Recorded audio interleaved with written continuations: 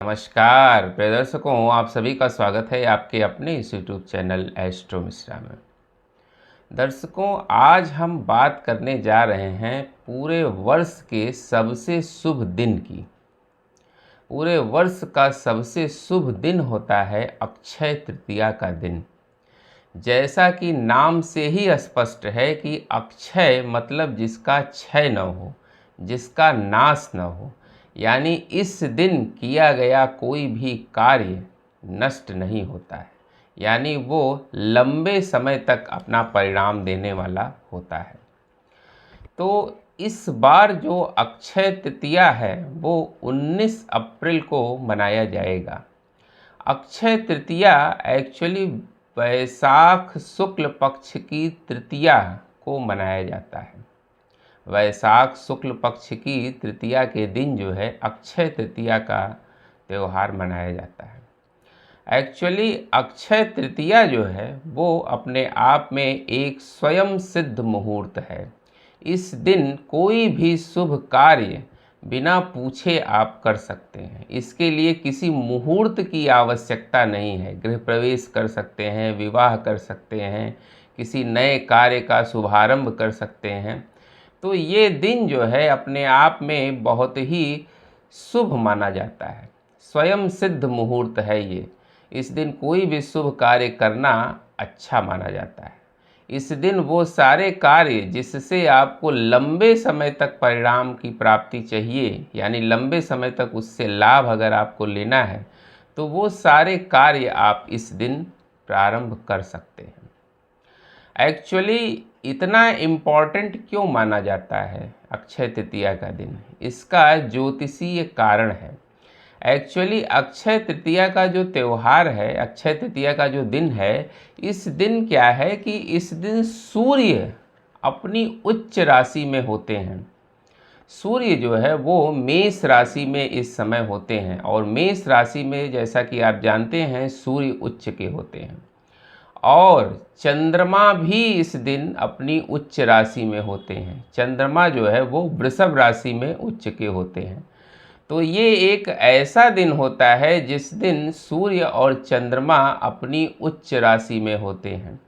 और सूर्य और चंद्रमा जो है ये दोनों ल्यूनर प्लैनेट माने जाते हैं। इन दोनों ग्रहों का उच्च होना ये बहुत शुभ संकेत माना जाता है। दोनों ग्रह एक साथ शुभ बहुत कम दिखाई देते हैं। ये इसी समय होता ही है। चंद्रमा तो उच्च के हर महीने होते हैं, लेकिन सूर्य हमेशा उच्च के नहीं होते हैं। सूर्य जो है वो उच्च के इसी समय होते हैं। तो सूर्य और चंद्रमा इस समय उच्च के होते हैं, इसलिए इस समय किया गया कोई भी कार्य लंबे समय तक पुण्य फलदायी होता है, शुभ फलदायी होता है। इस दिन भगवान परशुराम का जन्म भी हुआ था, और इसी दिन वृंदावन में बांके बिहारी जी का जो मंदिर है, उनके चरणों के दर्शन इसी अक्षय तृतीया के दिन ही होते हैं। बाकी वर्ष पर्यंत उनके चरणों को कपड़े से ढक दिया जाता है।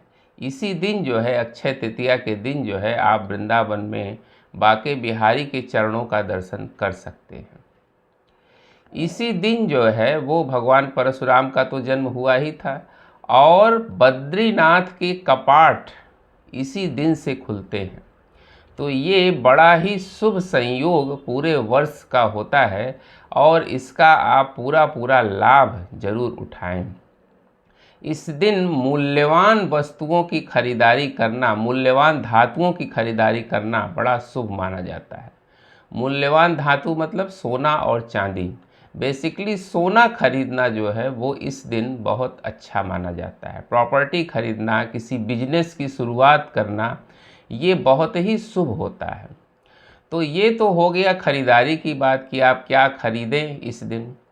अब दान की भी बात कर लेते हैं। जितना महत्व इस दिन खरीदारी का है, उतना ही महत्व दान का भी है।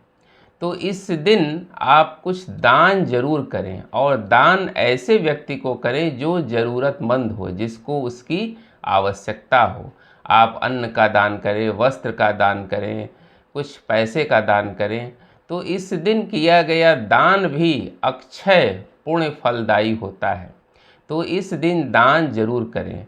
राशियों के अनुसार हम बात करेंगे कि आपकी क्या राशि है, उस राशि के अनुसार आपको क्या दान करना जो है वो अच्छा होगा। इस पर हम अलग से वीडियो बनाएंगे कि वरना ये वीडियो बहुत लंबा हो जाएगा। तो दान आप जरूर करें इस दिन, और साथ ही पूरे दिन में समय निकाल कर, ख़ास तौर से शाम के समय जो है, आप माता लक्ष्मी और भगवान विष्णु की पूजा जरूर करें इस दिन।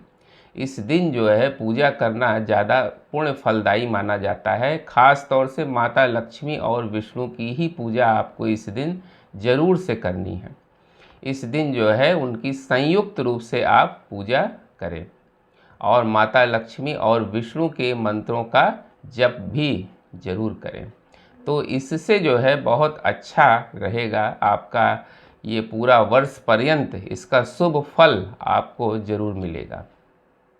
खास इस दिन जो है आप अपने व्यवहार को भी अच्छा रखें। इस दिन किसी से लड़ाई झगड़ा ना करें, व्यर्थ के वाद विवाद ना करें। एक तरफ तो आप माता लक्ष्मी की पूजा कर रहे हैं, दूसरी तरफ घर में कलह कलेश हो रहा है। तो इसका भी बहुत ध्यान रखें कि इस दिन आपका व्यवहार जो है वो बहुत ही संतुलित होना चाहिए, वरना इस दिन अगर आप लड़ाई झगड़ा करेंगे तो वर्ष पर्यंत झगड़ा ही होता रहेगा। तो इसका विशेष ध्यान आप रखें। इस बार जो अक्षय तृतीया का जो पर्व है वो 19 अप्रैल को मनाया जा रहा है, और इस बार की जो अक्षय तृतीया है वो बहुत ज़्यादा इम्पॉर्टेंट है। इम्पॉर्टेंट क्यों है? क्योंकि इस बार कई शुभ संयोग अक्षय तृतीया पर बन रहे हैं। अगर हम योगों की बात करें तो इसमें जो है आयुष्मान योग, सौभाग्य योग, गज केसरी योग, रविवार को पड़ रहा है तो रवि योग, मालव्य योग और सर्वार्थ सिद्ध योग, ये 7 योग, 7 शुभ योग जो है वो इस दिन बन रहे हैं।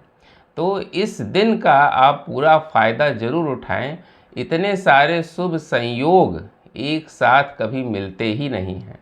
तो इसलिए इस बार की अक्षय तृतीया जो है वो बहुत ही महत्वपूर्ण है और बहुत ही शुभ फलदायी है। आप देख लें कि कौन कौन से शुभ कार्य आपको करने हैं, और वो सारे शुभ कार्य जिससे आपको लंबे समय तक रिजल्ट लेना है वो इस दिन जरूर कर डालें, क्योंकि इतना शुभ संयोग आपको वर्ष पर्यंत नहीं मिलेगा।